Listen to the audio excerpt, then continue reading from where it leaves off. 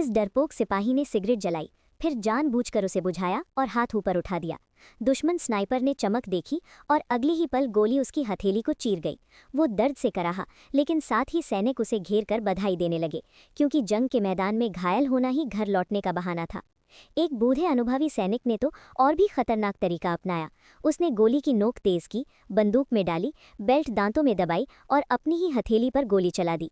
दो कायर भर्ती इतने डरे सहमे थे कि उन्होंने एक दूसरे की हथेलियों पर गोली चला दी, और एक जवान तो बहादुरी दिखाने के नाम पर जलती मशीन गन की नली पकड़ बैठा। मगर डॉक्टरों ने सबका भांडा फोड़ दिया और पांचों को भगोड़ा घोषित करके फांसी की सजा सुना दी गई।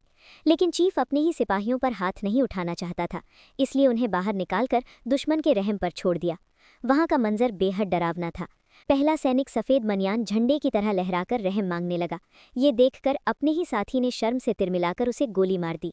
दूसरा सैनिक ग्रेनेड फेंकते ही दुश्मनों की गोलियों से ढेर हो गया। तीसरा सैनिक गाते हुए मौत को गले लगाता है और अगले ही पल गिर पड़ता है। इन्हीं में एक था माणिक। वो भी आगे बढ़ा और दुश्मन की गोली उसके पेट में जा धंसी। तभी उसकी किस्मत पलट गई। भगोड़ों में से ही एक अनुभवी सिपाही ने माणिक की पहचान बदल दी और उसे कंधे पर उठाकर फील्ड हॉस्पिटल पहुंचा दिया। मगर वहां भी आफत टलने वाली नहीं थी। जर्मनों का एक गोला अस्पताल की छत में आ अटका। नर्स से अनजाने में गलती हो गई। हाइड्रोजन से भरा गुब्बारा धीरे धीरे उसी गोले की ओर बढ़ गया। सब जान बचाकर भागना चाहते थे, लेकिन दरवाजे बंद थे।